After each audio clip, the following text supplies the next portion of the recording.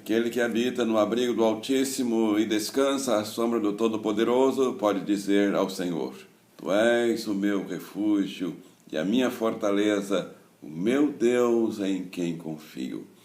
Esta palavra do Salmo 91, queremos dar as boas-vindas a você à nossa reunião das promessas. Muito bem-vindo, muito bem-vinda. Obrigado a você que já se inscreveu. Você que não se inscreveu ainda, eu peço, inscreva-se agora, compartilhe o link. Mande para quantas pessoas você quiser. Obrigado. É como mandar um folheto. É como compartilhar algo que não é do homem, é de Deus, da palavra de Deus. Nosso parabéns aos aniversariantes da semana. Nossa lista muito boa essa semana. Nosso parabéns vai para o Rodrigo, sobrinho da irmã Kátia, completou dia 5. Parabéns, Rodrigo. Irmão Luiz, esposo da irmã Kátia, dia 10. Na mesma família, mais um. No dia 15, Ariadne Bispo, agora da minha família, lá da cidade de São Luís, no Maranhão. Parabéns, Ariadne. Parabéns, irmão Luiz. Parabéns, Rodrigo. Mas tem mais. Dia 16, aqui na minha casa, a missionária Eneida Pimentel Mendes colheu mais uma rosa. Parabéns, irmã Eneida, missionária. Deus continue abençoando a sua vida, nossa casa, nosso lar. Dia 16 também, mais uma da nossa igreja, a irmã Kelly Torres, filha da irmã Socorro e do irmão José Maria. Parabéns, Kelly, feliz aniversário. Também dia 16, Denise Dutra Pereira, lá do PGM do Joel. 3 pessoas, dia 16, e claro, tem mais. Se tiver mais alguém aí completando aniversário nessa semana, nesse mês, escreve aí nos comentários, nós faremos a festa na próxima reunião. E não terminou. Dia 17, Sandro, irmão da irmã Kátia. Voltamos para a casa da irmã Kátia. Muitos aniversariantes na sua casa, né, irmã? Que bênção, que maravilha. Nós queremos dar um parabéns, então, para Sandro, irmão da irmã Kátia, nosso irmão também, nosso amigo, tem participado das nossas reuniões, do nosso PGM ali na rua Paula Matos. O assunto da nossa reunião de hoje está no livro do profeta Jonas. Então, abra sua Bíblia, profeta Jonas, capítulo 3. Vamos encerrar hoje as promessas no livro do profeta Jonas. E não tem fim, é claro, mas nós vamos avançando, colhendo promessas de Deus na ordem dos livros da Bíblia. Então, Jonas, capítulo 3, o primeiro verso que vamos ler vai ser o verso 10. Não feche a sua Bíblia, nós vamos ler também no capítulo 4 alguns versos. Diz assim a palavra de Deus, Jonas 3:10. Tendo em vista o que eles fizeram e como abandonaram os seus maus caminhos, Deus se arrependeu e não os destruiu como tinha ameaçado. Agora vamos para o capítulo 4, verso número 2. Ele orou ao Senhor, dizendo, Senhor, não foi isso que eu disse quando ainda estava em casa? Foi por isso que me apressei em fugir para Tarsis.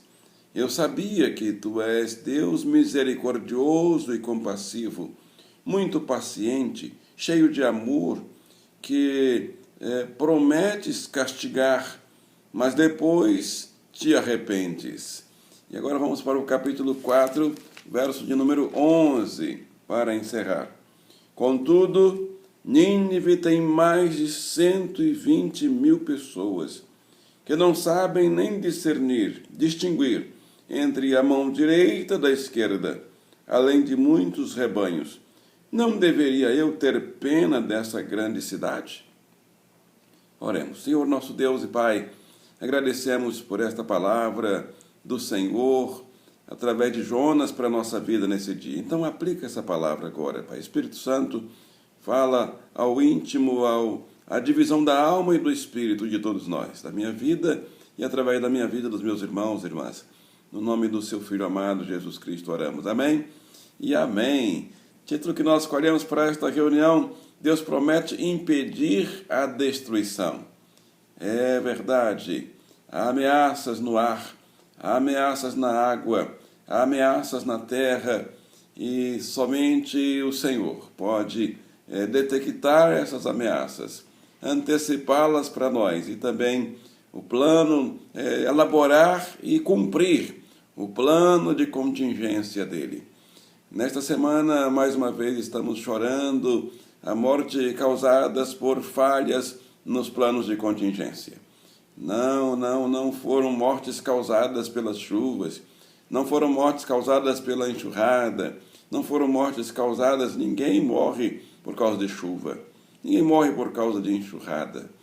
Na verdade, os planos de contingência existem no mundo todo para impedir que pessoas sejam vitimadas por ameaças e por situações climáticas, ou sejam elas quais forem. Um plano de contingência estabelece as ações de proteção e defesa civil. O plano é elaborado a partir das possíveis ameaças, e as ameaças elas são antecipadas, todo mundo sabe que vai chover. Todo mundo sabe que podem vir correntes naquele leito, naquele córrego, naquele rio.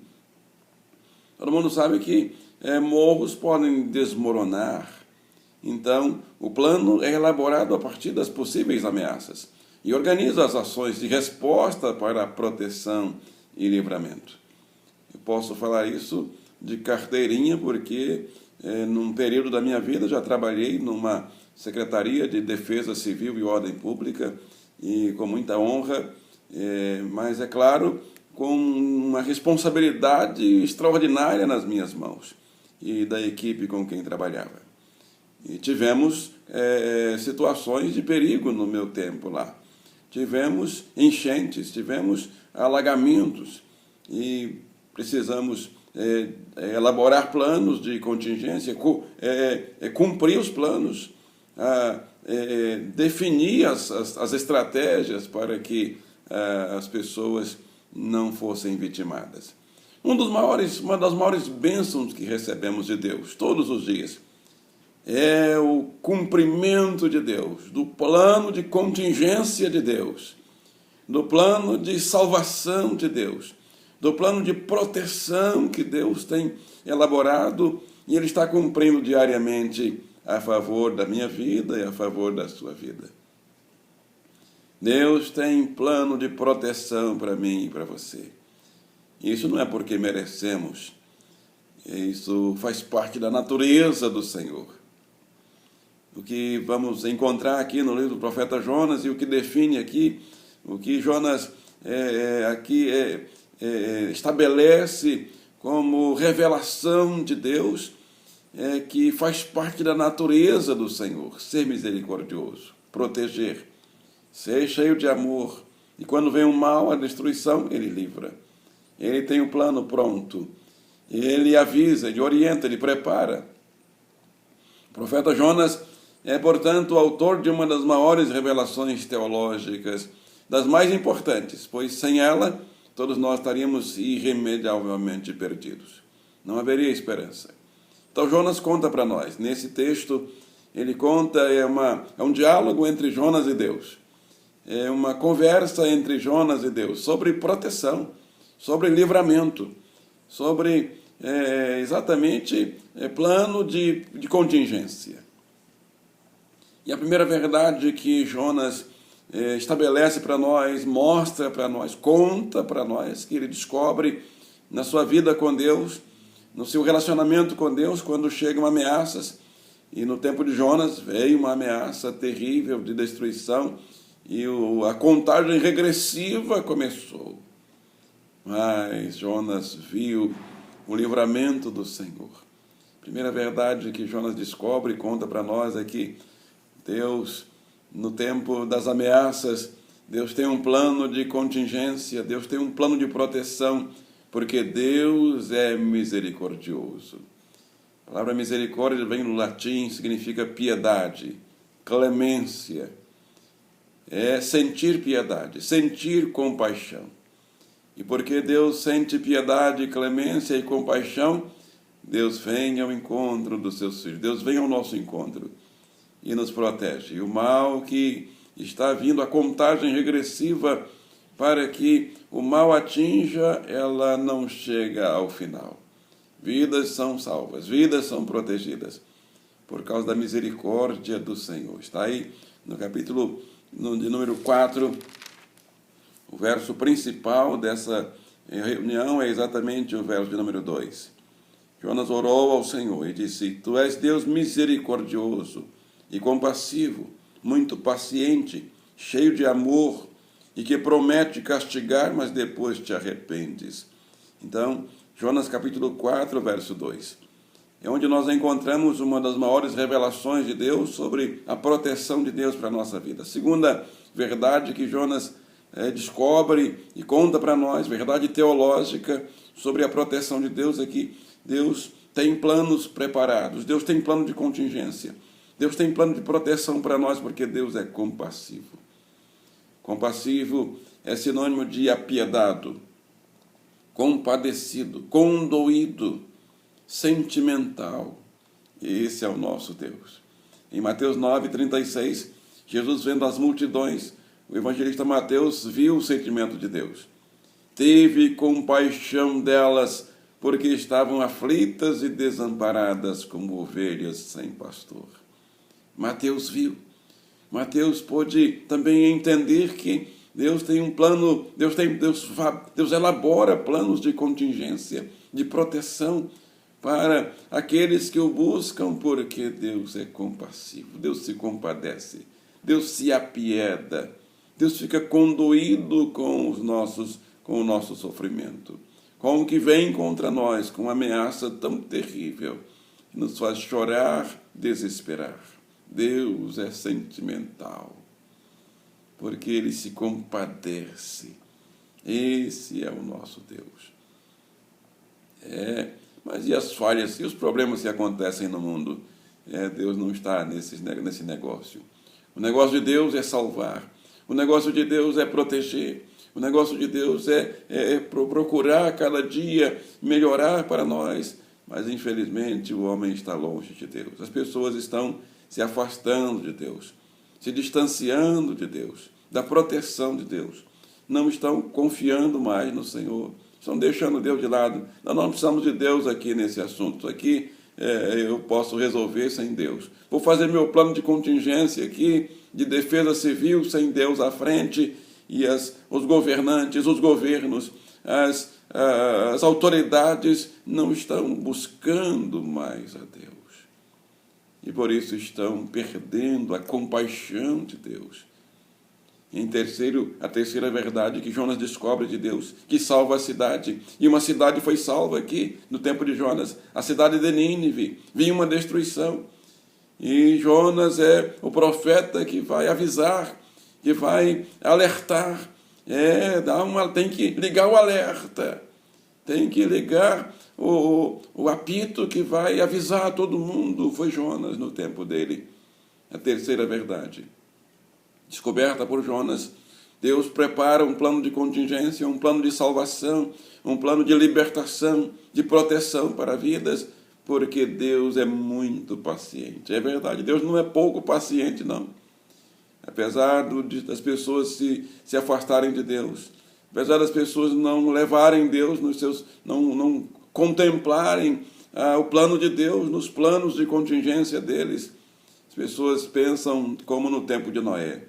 Casam, se dão em casamento, não casam, fazem de qualquer maneira, até que veio o dilúvio. E ninguém foi avisado. E quem foi avisado, avisou, mas ninguém acreditou.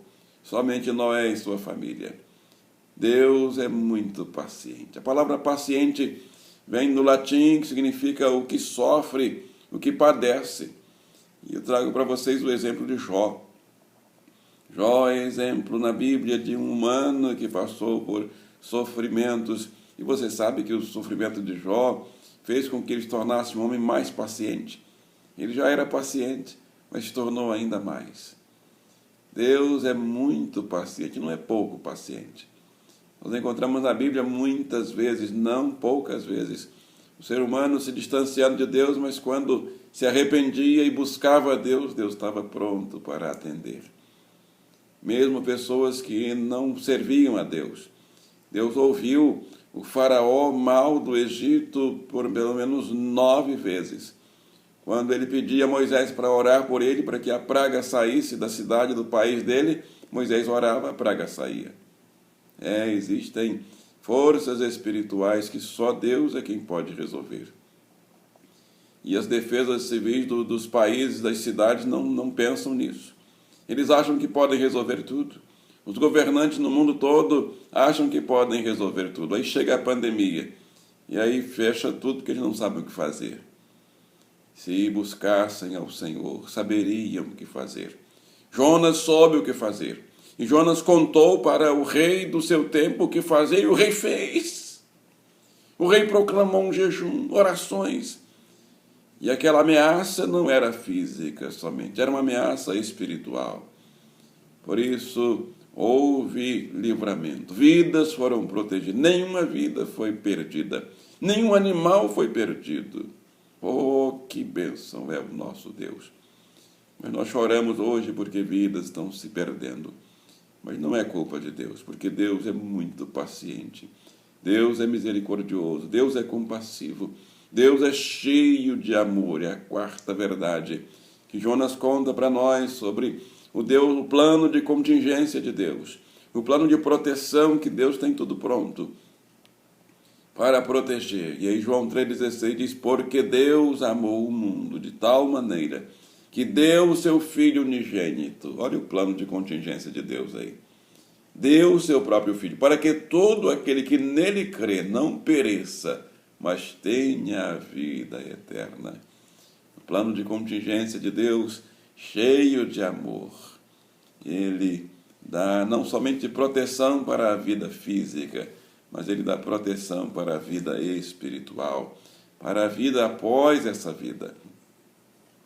Em quinto e último lugar, o profeta Jonas é autor de uma das maiores verdades teológicas sobre plano de contingência, sobre proteção para a cidade. E não foi essa reunião, ela já estava programada desde há 3 anos atrás, porque nós começamos essa série e não sabíamos que nessa semana nós estaríamos chorando tanto a morte de tantos queridos de Petrópolis, quando mais uma tragédia acontece lá na cidade. Não provocadas pelas chuvas. As tragédias não são provocadas pelas chuvas. Todo mundo sabe que vai chover, que pode chover 200 milímetros numa hora, num dia. Quantas vezes já choveu? Mas as pessoas não estão buscando o plano de contingência completo, perfeito e real. Eles preparam o plano deles, eles acham que do jeito deles vai dar certo. E aí não é do jeito deles. Existem ameaças que vão além do jeito humano. Por isso nós precisamos buscar a Deus. A quinta e última verdade que Jonas entende, descobre e sabe que Deus protege, porque Deus promete castigar, sim, mas depois ele se arrepende. Deus profetiza dizendo que vem a destruição, está chegando, a contagem regressiva chegou. Já começou a contagem regressiva para que a destruição chegue. Mas quando o povo que recebe a palavra, a mensagem profética, se arrepende e proclama um jejum, Deus diz, esse é o plano. O povo chegou no centro da minha vontade, e então agora não vai mais acontecer a destruição. E foi o que aconteceu aqui nesse texto. A contagem regressiva já estava começada. 40 dias, 39 dias, 38 dias, não escaparia ninguém. A cidade inteira seria varrida do mapa. 37 dias, 36. E aí Jonas prega na cidade. Jonas apresenta o plano de contingência de Deus. A defesa civil lá da cidade de Nínive ouve, escuta. Olha, o nosso plano diante dessa palavra do profeta não vai resolver. Vamos levar para o rei. E aí eles acrescentaram o plano de contingência de Deus no plano que eles haviam elaborado. Levaram para o rei, meu rei, tem um profeta na cidade dizendo que vai acontecer isso, isso. E nós cremos nessa palavra, cremos nessa leitura, nessa verdade. E nós queremos acrescentar aqui, rei, proclama um jejum, proclame orações. Porque a ameaça que vem não é só uma ameaça física. Nós estamos percebendo que está além do nosso alcance, além da nossa visão. E o rei entendeu. O rei assinou. O rei assinou. Vamos orar. Proclamou: ninguém vai comer. Jejum e orações. Ninguém vai fazer nada. Vamos buscar ao Senhor. E aquele mal que vinha e que já estava, a conta não parava, já estava próximo o fim, Deus fez parar. Esse é o nosso Deus. Esse é o meu Deus. Deus viu o que eles fizeram. Jonas capítulo 3, verso 10.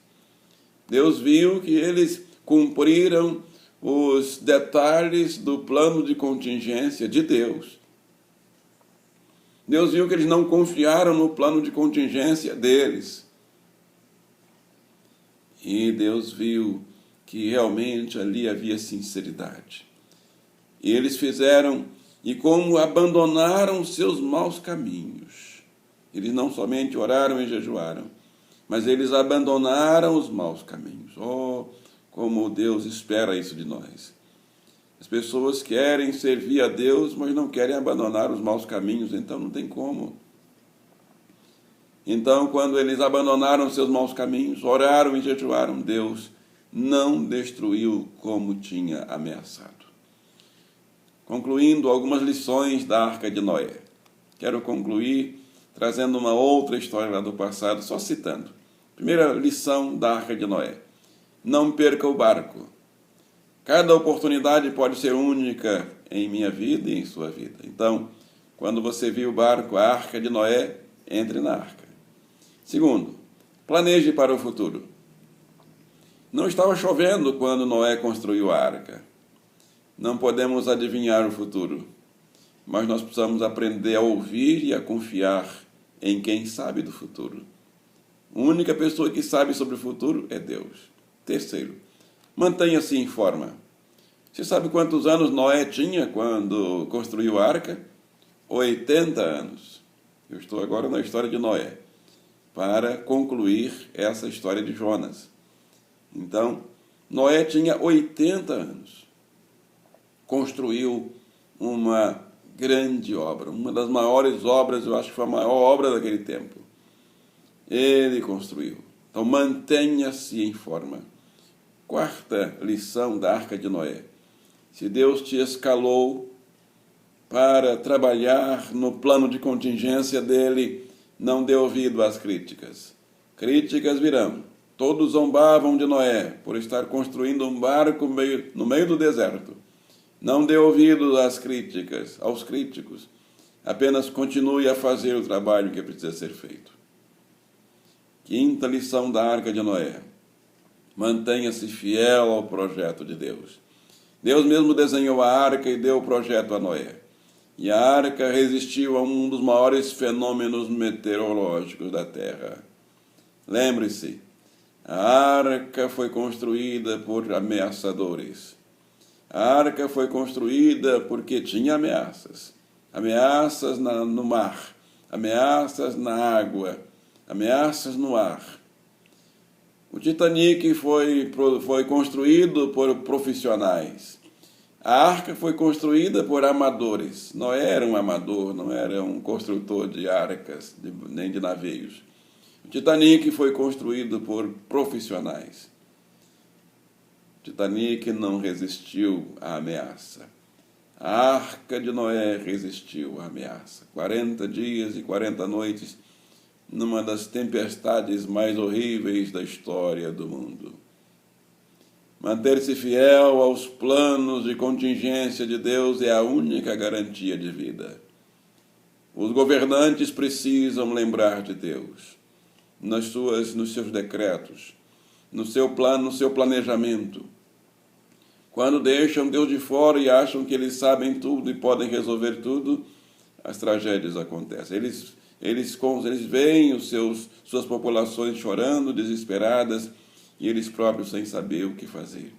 Porque existem ameaças espirituais que só o Senhor pode contar para nós e impedir que essas ameaças cheguem até nós. Sexta e última verdade da Arca de Noé: não se desespere, a tempestade vai passar. Quando menos você esperar, um belo arco-íris irá aparecer na sua frente, rompendo os dias de escuridão. É o sinal de Deus de que tudo vai melhorar. Em João 16:33, Jesus diz: no mundo tereis tribulações, mas tende bom ânimo, eu venci o mundo. O Senhor Jesus também chega a este mundo e nos alerta sobre as ameaças no ar, na água e na terra. Mas Ele diz também o que fazer. Ele também conta para nós os seus planos. Você está buscando os planos do Senhor? Daqui a pouco vamos orar. Eu quero orar com você para que você seja protegido, protegida. Vamos orar também pelas vítimas que estão chorando, desesperadas e destruídas lá na cidade de Petrópolis e no mundo todo. Quantas ameaças! Tem guerras prontas para começar. Vamos pedir ao Senhor que impeça que essas guerras comecem. Que os batalhões voltem para os seus quartéis. E haja paz, haja diplomacia, haja entendimento entre as nações. Antes da oração, eu peço que você pare um pouco, pelo menos, tudo que está fazendo. Esse é um momento seu com Deus. Pode ser um divisor de águas. Quando você ora, você pode mudar tudo na sua história. Aconteceu na minha vida, está acontecendo na vida de muitos. Então não fique distraído, distraída com muitas coisas. Esse momento é um momento de Deus com a sua vida. Dá tempo de mandar o link desta reunião para alguém também que você gostaria que fosse abençoado ou abençoada com esta palavra. Vamos orar? Senhor, nosso Deus, nosso Pai, Criador dos céus e da terra, na virtude do Espírito Santo e em nome de Jesus, queremos interceder a favor das vítimas lá de Petrópolis que estão chorando, desesperadas, pela destruição terrível que aconteceu lá nessa semana. Deus Todo-Poderoso visita com seus exércitos, consolando, confortando, restaurando, reedificando a cidade e dando àqueles que tiveram falhas no plano de contingência a visão para que não haja mais falhas, Senhor. Para que busquem primeiramente ao Senhor e sigam à risca as orientações que o Senhor manda e que os planos de contingência das cidades também precisam cumprir, a fim de que haja salvação e libertação e tragédias conforme essa não continuem acontecendo em nossas cidades. Como lá em Nínive, Senhor, o Senhor mandou Jonas para apresentar o seu plano de contingência e a cidade foi salva, salva também as nossas cidades nos nossos dias, Pai. Nós queremos dizer sim ao apelo desta reunião do Senhor. Queremos contemplar o seu plano nos nossos planos. Queremos colocar de lado nossos planos quando eles não conferirem com os planos do Senhor, para que o plano do Senhor prevaleça em nossa história, em nosso dia a dia, agora mesmo, quando vamos sair ou vamos tomar qualquer decisão. Pedimos ainda porta de emprego para os desempregados. Pedimos saúde para os que estão enfermos. Sopra, Senhor, nos CTIs, nos aparelhos, nos tubos onde as pessoas estão respirando por aparelhos. Entra nos centros ortopédicos onde tem gente gemendo de dor e vai trazendo alívio. Entra nos centros psiquiátricos e de saúde mental e emocional, trazendo alívio, sabedoria para os profissionais. Entra nos centros de quimioterapia e vai, Senhor, com a sua gota de vida, trazendo vida para que essas vidas voltem para testemunhar. Entra, Senhor, nos centros de hemodiálise, segura nas mãos daqueles que estão lá, Senhor, recebendo essa troca no sangue de 2 em 2 dias, para que haja, Senhor, livramento também ali. Aqueles que o Senhor quer restaurar, restaura. O Senhor tem todo o poder e autoridade. Vai entrando, Pai, em todos os centros de tratamento, trazendo alívio, trazendo saúde, cura, milagres. Nós cremos no Senhor, cremos no seu poder. Sobretudo, Pai, peço um avivamento para a nossa rua aqui do Senado, para a nossa igreja, para cada membro da nossa igreja, que traga conversões de almas, as dezenas, centenas e milhares, para povoar os céus e abençoar a tua igreja. Peço essas bênçãos a Deus, o Pai, ainda pedindo uma bênção para cada participante dessa reunião. Abra seu coração e receba a bênção do Senhor. Que o Senhor vos abençoe e vos guarde. O Senhor faça resplandecer o seu rosto sobre vós. O Senhor sobre vós conceda a graça. O Senhor vos dê a paz. Oro a Deus, o Pai, na virtude do Espírito Santo, no nome do Filho amado, Jesus Cristo, oramos. E todos digam amém e amém. Estamos chegando ao final da nossa reunião das promessas de hoje, mas não fique triste, daqui a 2 dias temos 2 reuniões. A nossa Casa de Paz, domingo de manhã, às 9h30 e às 18 horas. Você é o nosso convidado especial. Mande o link para quantos você quiser, inscreva-se. Um abraço para você e até a nossa próxima reunião. E que o Senhor vos abençoe e vos guarde. Amém.